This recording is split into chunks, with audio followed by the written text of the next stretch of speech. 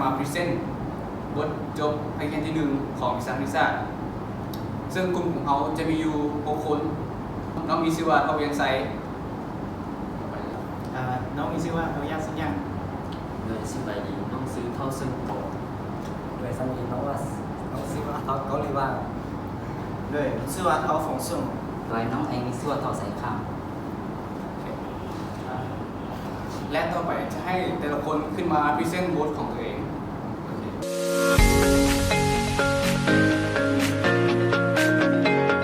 โดยก่อนอื่นก็ขอกล่าวสวัสดีอีกครั้งเนาะข้าพเจ้าเองว่าน้องมีชื่อว่าเท้าฝงซุ่งจากห้อง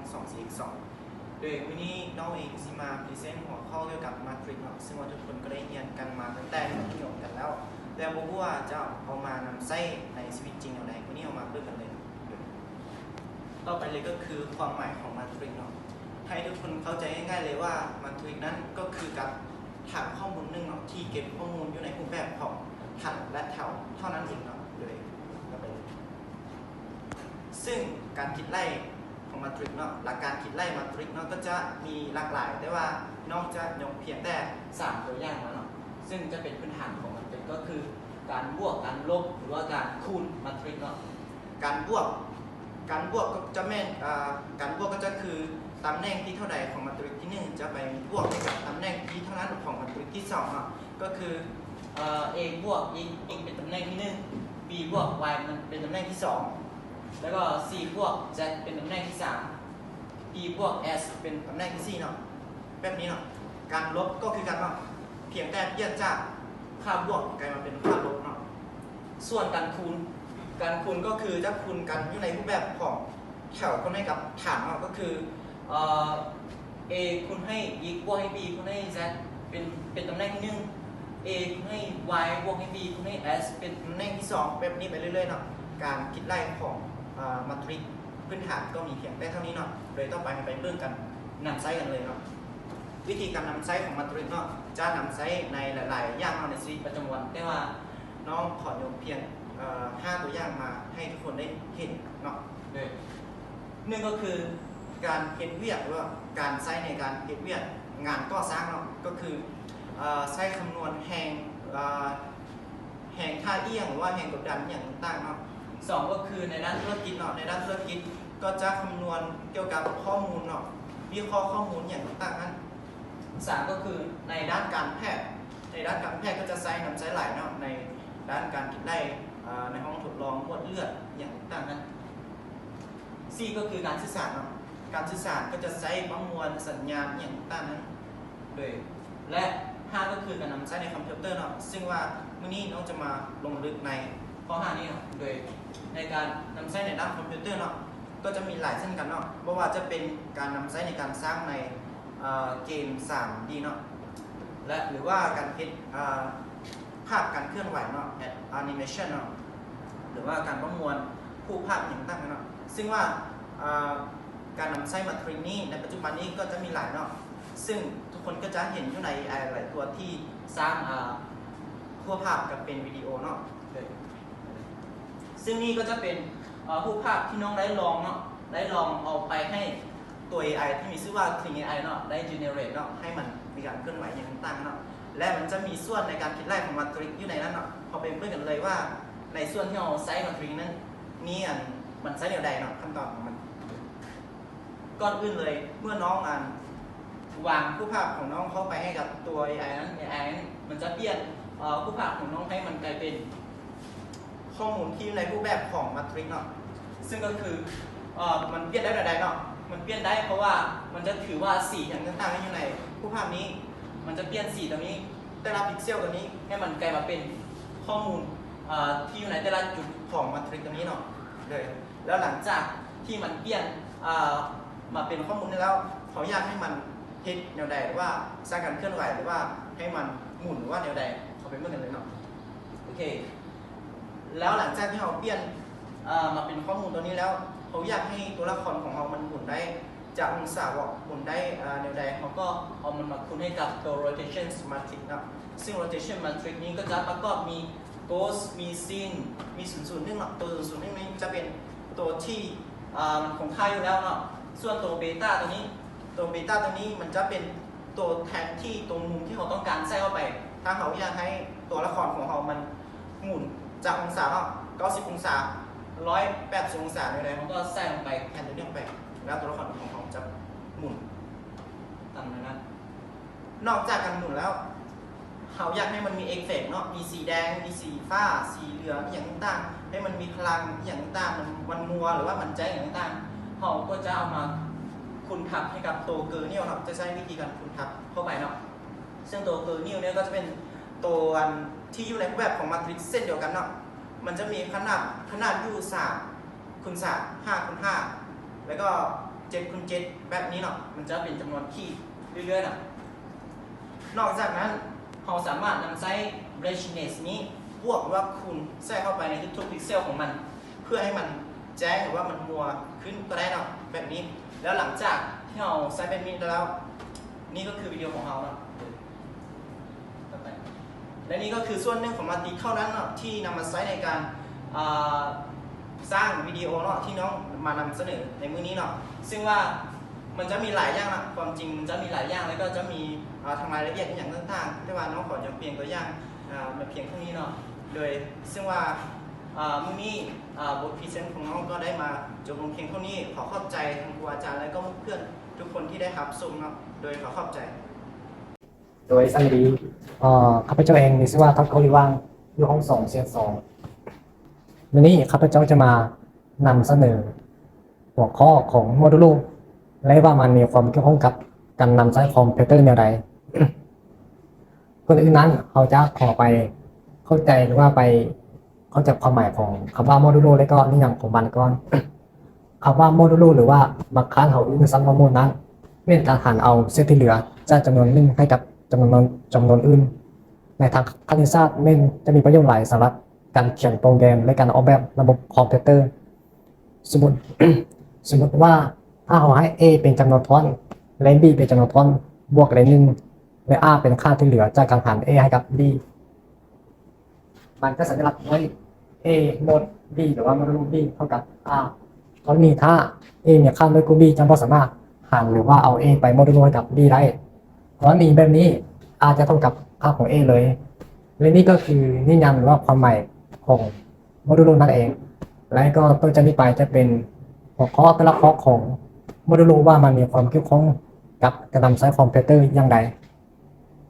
และนี่ก็คือหัวข้อที่1ซึ่งโมดูลจะถูกนำใช้ในการทดสอบความเป็นเลขคู่และเลขคี่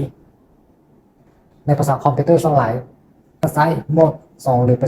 %2เพื่อควบคุมความเป็นเลขคู่และเลขคี่ซึ่งตรงเครื่องหมายกับ%2นี้ในภาษาคอมพิวเตอร์ส่วนหลายนั้นมันจะบ่งบอกถึงหรือว่าหมายถึงโมดูลนั่นเองเราและก้อนนี้ก็จะคือคนที่ว่าเอาจะเขียนให้มันพวกหรือว่ามันทดสอบว่าตัวเลขใดเป็นเลขคู่หรือเลขคี่โดยที่ว่าเราจะวางอิทเป็นตัวเลขเป็น1หรือว่าอิทเท่ากับ7แล้วถ้าว่าอิทนั้นมาโมดูลให้กับ2แล้วเท่ากับ0แสดงว่าค่าที่อยู่ในอิทนั้นเป็นตัวเลขคู่แต่ถ้าอิทนั้นโมดูลให้กับ2แล้วตั้งจะ0หรือว่าเท่ากับ1หมายความว่าค่าที่อยู่ในอิทนั้นมันเป็นเลขคี่นั่นเองแล้วหัวข้อต่อไปจะเป็นหัวข้อที่2การเข้ารหัสคริปโตกราฟีโมดูลซึ่งในหัวข้อนี้โมดูลก็ถือว่าเป็นอย่างที่นำใช้เป็นองค์ประกอบส่วนหนึ่งที่สำคัญของสูตรในวิธีการเข้ารหัส RSA จะกับต้นรหัสข้อมูลหรือว่าข้อความการสื่อสารPlain Text ข้อความดิสและก็ Cipher Text ข้อความที่เข้ารหัสโดยจะอาศัยคีย์2คีย์ซึ่ง Public Key คือคีย์สาธารณะและก็Private Key คือคีย์ส่วนตัวใช้ในการเข้ารหัสข้อความในการแปลข้อความจากPlain Text ไปเป็น Cipher Text โดยการสลับภายในตัวอักษร A หาร Z เพื่อปกป้องข้อมูลจากผู้อื่นและใช้ในการเข้ารหัสข้อความและแปลข้อความจาก Cipher Text มาเป็น Plain Text เพื่อให้สามารถอ่านออกและเข้าใจความหมายหรือว่าข้อความที่ผู้ส่งหาภาพนั้นได้นั้นนี่ก็คือหัวข้อที่2แล้วต่อไปจะเป็นหัวข้อที่3ซึ่งโมดูลใช้ในชิ้นซึ่งสไลด์จะใช้กับ hash function และ hash table ใช้เพื่อทดสอบหรือว่าสลับค่า hash ตัวสุดท้ายและ key index โดยที่เขาจะเอา คีย์ของ hash นั้นไปโมดูลให้กับค่าของ hash table และก็จะได้index index และก็ค่าของ hash ไทนั้นออกมาตามรูปหรือว่าตัวตารางที่ข้าพเจ้าได้แสดงออกมานี่เลยและต่อไปก็คือหัวข้อที่สี่หัวข้อที่สี่นี้จะเป็นโมดูลที่นำใช้กับเวลาและก็ปฏิทินโมดูลก็ถือว่าที่นำใช้กับการคำนวณเวลาในแบบระบบ24ชั่วโมงหรือว่าจะเป็น12ชั่วโมงโดยเนี่ยก็เป็นโดยเป็น12โมง PM แล้วก็ AM นั่นเองถ้าว่าเป็นระบบ24ชั่วโมงจะเอา24มาเป็นตัวโมดูลแต่ถ้าเป็นแบบ12ชั่วโมงPM กับ AM นั้นเราจะเอา12มาเป็นตัวโมดูลในกรณีนี้จะเป็นกรณีแบบ24ชั่วโมงโดยที่เขาจะใช้ว่าเขาจะใช้แม่นสมมติเวลาในปัจจุบันแม่น14โมงแล้วหลังจากนั้นหลังจาก20โมงว่ามันจะเป็นเวลาเท่าใดนั่นเราสามารถใช้โมดูลมาเขาออกมาเป็นตัวช่วยก็ได้ซึ่งเวลา14โมงนี้เราจะเขียน14บวกกับ10คือจำนวนชั่วโมงหลังจากนั้นแล้วทางไปโมดูลกับ24ซึ่ง14บวก10จะเท่ากับ24โมดูลกับ24จะเท่ากับ0เพราะว่าเวลานั้นจะเป็น00หรือว่า12โมงตอนกลางคืนนั่นเองและก็ซึ่งเขาก็ยังนอกจากนั้นเขาก็ยังสามารถใช้โมดูลไปในการส่องหาวันที่หรือว่าคิดได้เวลาในวันที่ในวันในข้างหน้าว่าเป็นวันอย่างไรโดยที่เราจะใช้หลักเกณฑ์หรือว่าสูตรของมันดังนี้มื้อที่เราต้องการส่องหานั้นจะหรือวันที่เราต้องการส่องหานั้นจะเท่ากับวันที่ของวันในปัจจุบันบวกให้กับจำนวนมื้อหลังจากนั้นแล้วก็มากลับมาให้กับวันที่ของวันในปัจจุบันนี้แล้วก็ทั้งหมดจะโมดูลให้กับ7ซึ่ง7นี่หมายถึงวันจันทร์เพราะวันอาทิตย์เป็น7วันของแต่ละอาทิตย์นั่นเองโดยที่เราจะใช้ภาษาคอมพิวเตอร์ซึ่งเป็นโค้ดเขียนก็ได้ซึ่งเขาจะวางวันที่ของวันในปัจจุบันสมมติว่าเป็นวันที่17แล้วหลังจากหรือว่าหลังจากนี้10มื้อมันจะเป็นวันเท่าใดหรือว่ามันจะเป็นวันอย่างนั้นเราสามารถเขียนการคิดแรกของมันซึ่งเข้าไปในโค้ดซึ่ง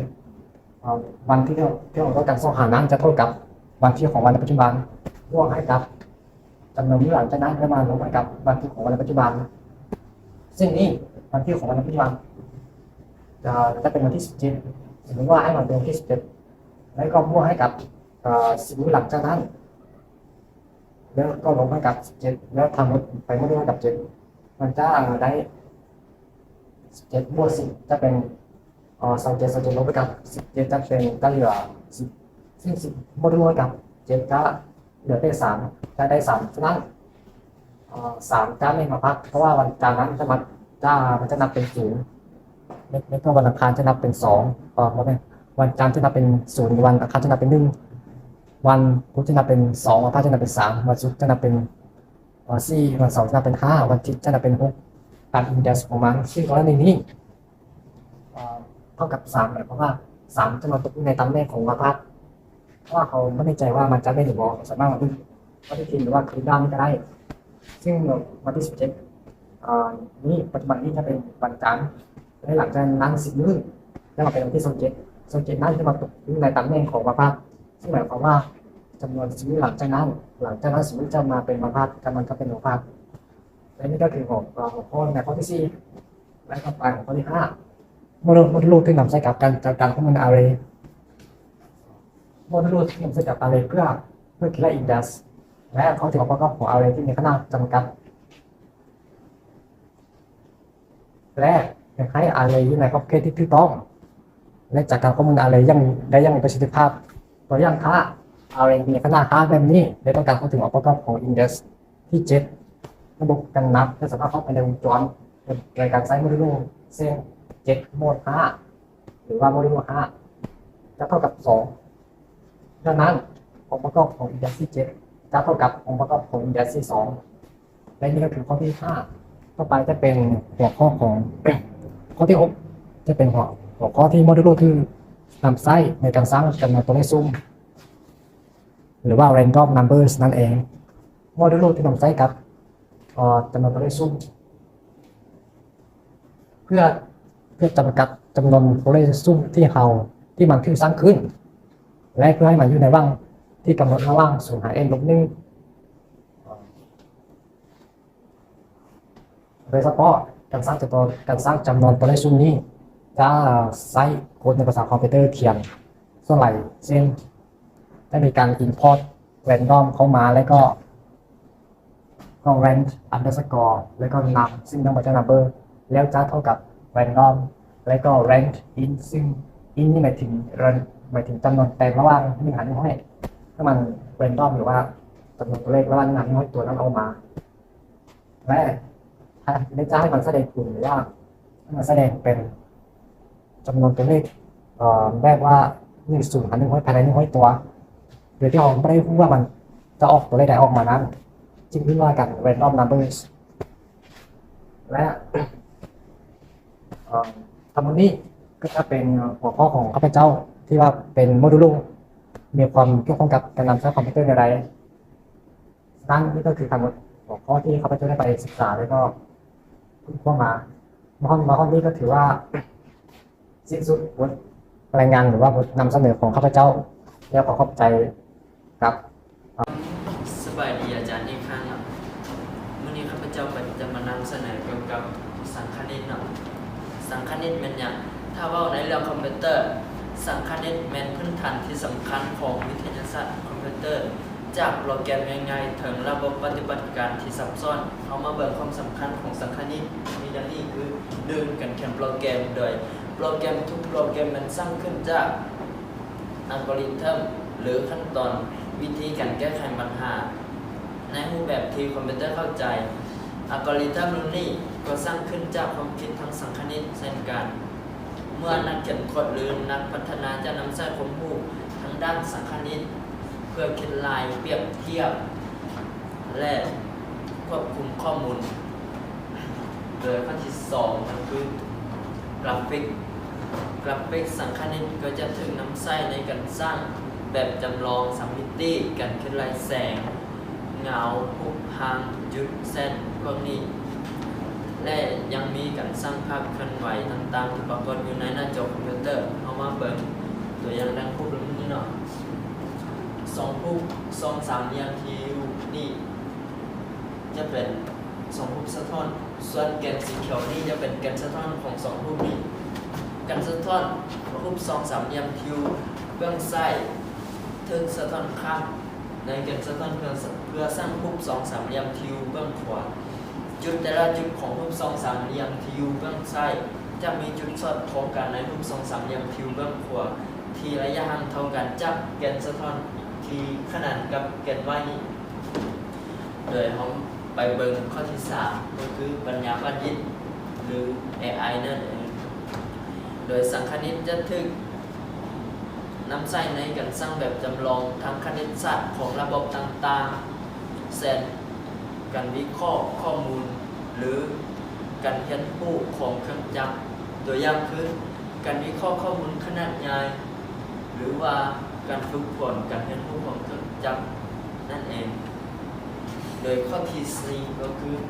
การประมวลผลสัญญาณโดยการประมวลผลสัญญาณสังคณิตก็จะถูกนำใช้ในการวิเคราะห์และปรุงแต่งสัญญาณต่างๆเช่นสัญญาณวิดีโอสัญญาณเสียงตัวอย่างคือการตองเสียงที่รบกวนหรือการบีบอัดข้อมูลวิดีโอโดยพวกที่เรานี่จะเป็นการนำใช้ในคอมพิวเตอร์ส่วนการที่ใช้ในชีวิตประจำวันจะมี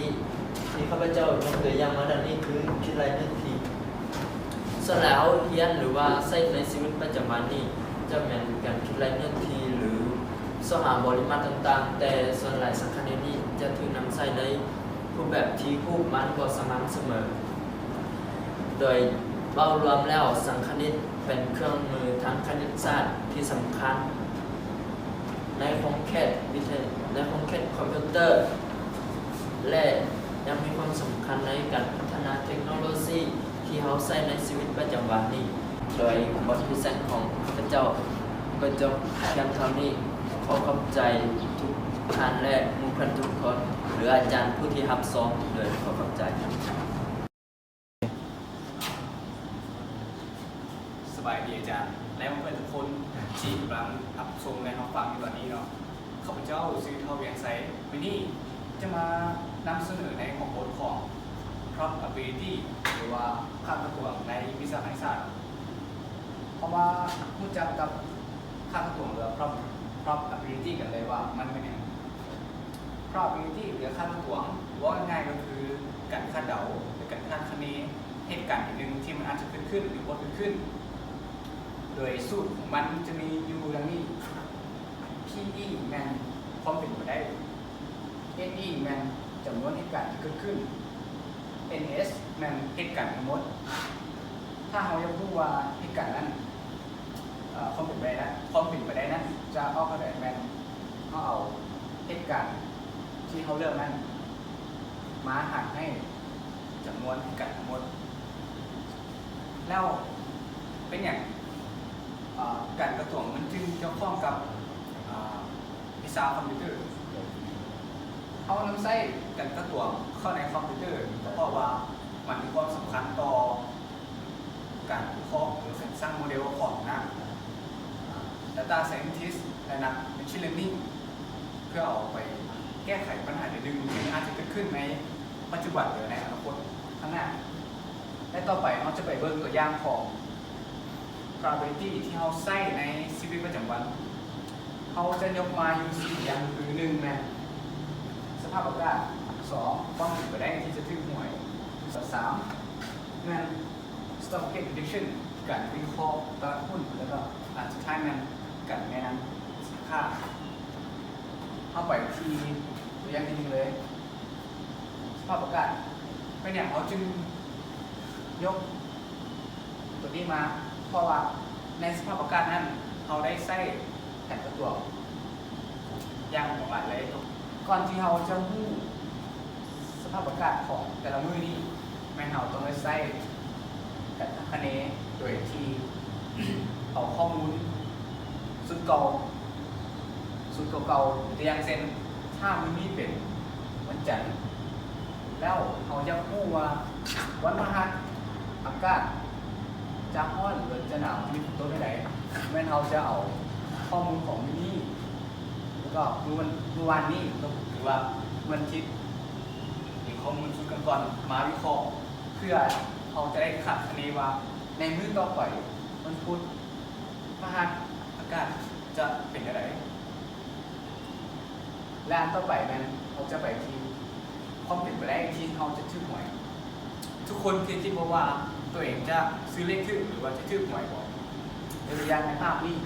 500 ล้านทุกคนคิดว่าจะเป็นหนึ่งในนั้นบอกแต่เขามาพูดจักกับหวยว่าเขามีโอกาสในการที่จะถือ500 ล้านจะมีโอกาสจักเปอร์เซ็นต์ในนั้นตัวอย่างคือถ้าเขาซื้อเลข1 ล้านหรือ1 โตโอกาสที่เขาจะถือเลขนั้นมีอยู่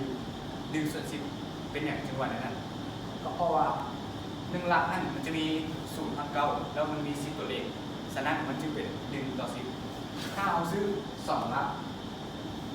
โอกาสที่เราจะถือเลขนั้นมันก็จะมีอยู่1/100เพราะว่ามันเริ่มจาก00ไปฮอด99ถ้าเอาซื้อ3 ล้านมันจะมีโอกาส1/1000ยิ่งเขาซื้อหลายล้านเท่าไหร่โอกาสที่เราจะถือเลข6 โตและได้500 ล้านมันยิ่งมีน้อยลงเท่านั้นเพราะบ่สามารถที่จะซื้อเบิร์ดทุกใบหรือเบิร์ดทุกตัวเลขที่ออกและอันต่อไปนั้นจะเป็น stock market prediction การวิเคราะห์ตลาดหุ้นซึ่งทุกคนก็ได้เห็นในโซเชียลมีเดียเช่น TikTok Facebook YouTube ที่มีนักเทรดส่วนหลายเขาก็ได้ใช้การคาดคะเนหรือว่า probability เข้าในการเทรดหรือการวิเคราะห์กราฟเพื่อที่จะได้ทำผลกำไรให้กับตัวเองโดยจะเอาข้อมูลชุดเก่านั้นมาวิเคราะห์และก็เบิ่งตามเวลาเพราะว่าตลาดหุ้นหรือว่ากราฟมันจะ ขึ้นตาม time series จะขึ้นตามวันเวลา และถ้าเขาอยากซื้อหุ้นหรือขายหุ้นเขาก็จะใช้การกระตุ้นกันโดยเอาข้อมูลนั้นมาวิเคราะห์ว่ามันช่วงนี้ตลาดมันขึ้นหรือลงเพื่อเขาจะได้ตัดสินใจ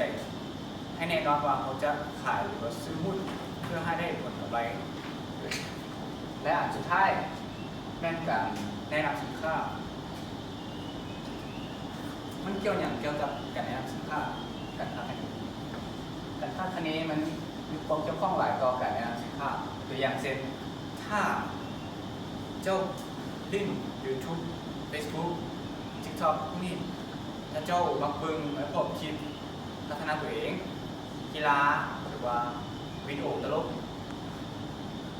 ถ้าเจ้าไปเซิร์ชหรือว่าไปไล่ได้หลายที่สุดมันก็จะไปดึงข้อมูลที่เกี่ยวข้องกับคลิปวิดีโอที่เจ้ามักเบิ่งนั้นโชว์มาให้เจ้าและอีกอย่างหนึงในชีวิตจริงถ้ามีผู้หญิงคนหนึ่งเราไปซื้อชุดใหม่มาเนาะแน่นอนว่าอีก9 เดือนต่อมาเราก็จะกลับมาซื้อชุดเล็กน้อยเครื่องเล็กน้อยเต้านมผ้าอ้อมหรือว่าขวดนมหรือว่าอย่างต่างๆแต่นี่ก็คือการใส่การขัดคะเนหรือการกระตัวในชีวิตจริงและสุดท้ายนี่การพรีเซนต์บนของน้องก็ได้จบลงขอเข้าใจอาจารย์และเพื่อนๆทุกคนที่เขาฟังในต้นถึงจบเลยขอเข้าใจ ก็โอเคสบายดีเนาะสบายดีอาจารย์และบรรดาผู้เพื่อนที่รับชมเนาะก็คือหัวข้อที่ข้าพเจ้าจะมานำเสนอในนี้ก็คืออันดับทวีคูณหรือว่าสูตร2 กำลัง n เนาะซึ่งสูตรตัวนี้เป็นสูตรที่แสดงการคูณตัวเลข2โดยเครื่องจำนวน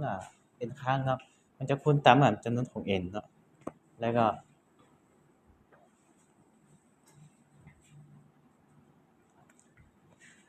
ซึ่งสูตรตัวนี้จะเกี่ยวข้องกับคอมพิวเตอร์หลักๆก็คือ4 หัวข้อใหญ่เนาะก็คือ1แม่นbit และ byte 2ก็คือความจำหรือว่า memory 3ก็คือรหัสผ่านความปลอดภัย4ก็คือการคูณตัวเลขในbinary เนาะก็คือเข้าในหัวข้อที่1เลยซึ่งbit แม่นหัวหน่วยที่น้อยที่สุดในการเก็บรักษาและการประมวลผลของคอมพิวเตอร์เนาะซึ่งมันแม่นย่อมาจากbinary digit เนาะหรือว่าเลขฐาน2ซึ่งมันจะมีค่าอยู่2ค่าเท่านั้นก็คือ0หรือว่า1หรือว่าปิดหรือว่าเปิดเนาะก็คือถ้าสมมุติว่าn ของเรามีค่าเท่ากัน1เนาะเราจะได้อยู่2 กำลัง 1ก็คือเราจะได้บิตของมันก็คือ2ค่าก็คือ0 1แล้วถ้าเพิ่มขึ้นจาก1ก็เป็น2ค่าของมันก็จะได้อยู่4ค่าก็คือ00แล้วก็01แล้วก็10แล้วถ้า n มีค่าเท่ากับ3บิตของมันจะได้อยู่8ค่าเนาะแล้วก็เอาไปตัวต่อไปเลยตัวที่2ก็คือmemory ก็คือความจำเนาะก็คือถ้าสมมุติว่า1ไบต์จะได้อยู่8บิตแล้วถ้าเพิ่มขึ้นจาก8บิตก็เป็น1กิโลไบต์เราจะได้อยู่1024ไบต์และถ้า1เมกะไบต์เราจะได้อยู่1024กิกะไบต์และเพิ่มขึ้นจาก1กิกะไบต์จะได้อยู่1024เมกะไบต์และ1เทราไบต์จะได้อยู่1024กิกะไบต์เนาะตัวอย่างคือถ้าสมมุติว่าในคอมของเรามี RAM อยู่16กิกเนาะจุด16แม่นจะได้มาจาก2 กำลัง 4ก็คือเราจะได้อยู่2 กำลัง 4คูณใส่2 กำลัง 30แล้วจะเท่ากับอยู่2 กำลัง 34และจะได้อยู่17,179,869,184เนาะแล้วก็ข้อต่อไปก็คือตัวที่3ก็คือรหัสผ่านความปลอดภัยก็คือถ้าว่า n ของเรามีค่าเท่ากับ2จำนวนกำลังของมันก็จะอยู่2และจำนวนบิตของมันก็จะได้อยู่4บิตก็คือ00แล้วก็01แล้วก็10คือตัวเมื่อกี้นี้เลยเนาะแล้วถ้าว่าเพิ่มขึ้นจาก2ก็เป็น3เด้ พาสเวิร์ดของเราก็จะมีอยู่2กำลัง3จะได้อยู่8บิตและถ้าพาสเวิร์ดของเราเพิ่มขึ้นจาก3ก็เป็น8จะได้อยู่2กำลัง8จะเท่ากับอยู่256บิตซึ่งพาสเวิร์ดของเรายิ่งมีตัวอักษรและยาวส่ำใดมันก็จะยิ่งมีความปลอดภัยส่ำนั้นเนาะและตัวสุดท้ายก็คือการคำนวณ binary หรือว่าตัว binary นั่นเองก็คือเราจะคูณแบบทั่วไปเลยตัวอย่างเช่น0คูณ1ผลลัพธ์ของมันก็จะได้อยู่0และ1คูณ0ก็จะได้0คือกันและ1คูณ1ก็จะผลลัพธ์ของมันก็จะได้อยู่1แล้วก็บทของข้าพเจ้าก็ได้จบลงเท่านี้แล้วก็ขอขอบใจอาจารย์ สบายดีอาจารย์และหมู่เพื่อนทุกคนที่กำลังรับฟังและชมตรงนี้น้องเองมีชื่อว่าเขาใส่ค่ะมื้อนี้น้องจะแนะนำหัวข้อทฤษฎีการ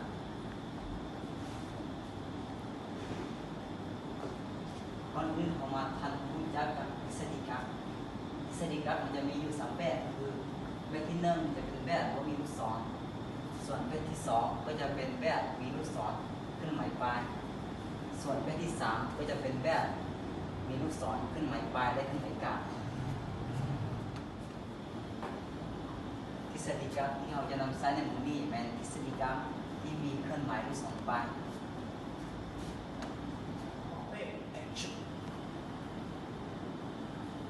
ในหัวข้อที่1เราก็จะเป็นกราฟโพลาริตี้ฟิลเตอริ่งในภาษาเราก็จะเป็นการเรียบรวมกันโดยกราฟซึ่งตัวนี้เนี่ยจะนำใช้เพื่อวิเคราะห์พฤติกรรมของผู้ใช้หลายๆคนแล้วก็จะไปแนะนำให้กับผู้ใช้ที่มีพฤติกรรมคล้ายๆกันแต่อาจจะยังไม่ได้เบิ่งวิดีโอของอีกฝ่ายซึ่งในคู่นี้เราจะเห็นว่ามีผู้ใช้อยู่3คนเช่น A B และก็ C ส่วนวิดีโอก็จะมีอยู่3แบบเช่นเป็นที่1เป็นที่2แล้วก็เป็นที่3ซึ่งในคู่นี้เราจะเห็นว่า A ในเบิ่งวิดีโอแบบที่1แล้วก็ในเบิ่งวิดีโอแบบที่2ส่วน B เนี่ยได้เบิ่งวิดีโอแบบที่3แล้วก็แบบที่2ซึ่งเราพวกนี้วิเคราะห์ว่า A และ B เนี่ยมีนิสัยที่คล้ายคลึงกันที่มันเบิ่งวิดีโอแบบที่2แต่ว่าวิดีโอแบบที่3เนี่ย A ยังไม่ได้เบิ่งเราพวกก็จะแนะนำวิดีโอแบบที่3ให้กับ A ส่วน B เนี่ยยังไม่ได้เบิ่งวิดีโอแบบที่1แล้วพวกก็วิเคราะห์แล้วว่า A และ B เนี่ยก็มันเบิ่งวิดีโอแบบคือการเซ็นวิดีโอแบบที่2ซึ่งฉะนั้นเราพวกจะแนะนำวิดีโอแบบที่1ให้กับ B ส่วนในส่วนของ B แล้วก็ C เราพวกได้วิเคราะห์แล้วว่า B และ C มีพฤติกรรมที่คล้ายคลึงกันที่มันเบิ่งวิดีโอแบบที่3แต่ว่าวิดีโอแบบที่2เนี่ย B เนี่ยได้เบิ่งแล้วแต่ C เนี่ยยังไม่ได้เบิ่งฉะนั้นเราจะแนะนำวิดีโอที่2ให้กับ C ในส่วนของข้อที่2ก็จะเป็นเราแลกก๊าซหรือในภาษาเราก็คือก๊าซคนหู้มันจะใช้เพื่อค้นหาข้อมูลที่สะท้อนกันเช่นบุคคลเนื้อหาและก็ประเภทของวิดีโอซึ่งการแนะนำก็จะแนะนำวิดีโอที่เกี่ยวข้องกับโครงสร้างของก๊าซหรือในทุกพาร์ทนี้ผมก็จะเห็นว่าถ้าหากว่าผู้ใช้ค้นหาคำว่าวิดีโอซึ่งเราก็จะไปหาวิดีโอที่เกี่ยวข้องเช่นกีฬาก็เป็นวิดีโอเพลงก็เป็นวิดีโอเกมก็เป็นวิดีโอการท่องเที่ยวก็เป็นวิดีโอ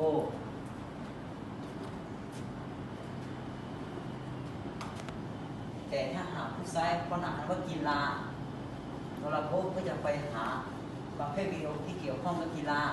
เช่นกีฬาบันเตะกีฬาบันซงและก็กีฬาแลนถ้าหากผู้ใช้ค้นหาคำว่าเพลงตัวระบบก็จะไปหาประเภทวิดีโอที่เกี่ยวกับเพลงเช่นเพลง See You Again Memory และก็ Avicii ตอนนี้หัวข้อของน้องก็ได้สิ้นสุดลงแล้วต้องขอบใจอาจารย์และก็ผู้ทรงทั้งหลายขอบใจ